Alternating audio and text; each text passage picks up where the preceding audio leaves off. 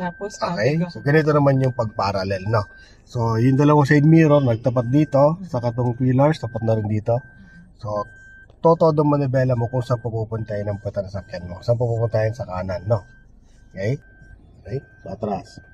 Nakita mo yung ilaw niya doon sa dulo? Opo. Okay, ngayon nakikita mo matakpan ko pa. siya. Hanggang matakpan yan. Okay, Makarating ako natakpan sa mo. Sige, konti pa. Yan.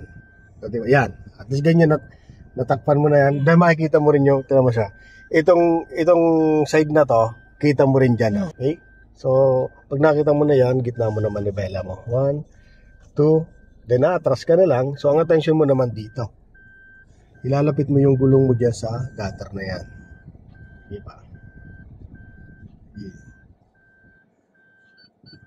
Yan, pag malapit na dyan, todo manibela mo dyan sa kaliwa. At atras ka pa. No, dahil sa masikip nga ito lang. Bantayan mo lang to. Lapit ka lang. Kanti pa. Okay, stop. Then, todo manibela mo sa kanan. Para idiretso. Okay, then lagi sa drive. Hanggang pumantay itong katawan ng sakyan mo dito. Pag hindi pa rin pumantay, di isa pang abante. No? Okay, kanti pa. Hindi pa, malayo naman. Kanti pa. Okay, stop. Yan, pantay na siya, no?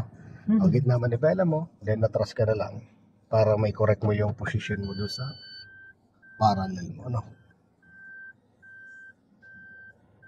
Yun. Yan, no? So, yung tamang position lang dito, no? Ganyan parallel.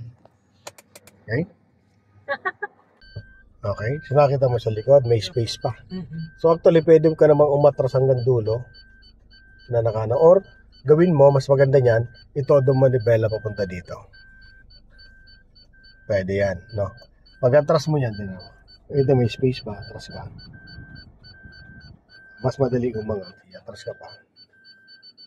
Panti pa. Yan. O, then, todo manibela mo doon.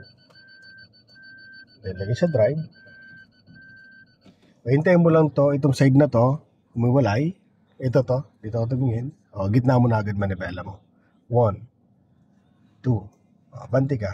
Tapos, kukorek mo siya dahan-dahan na gano'n. No?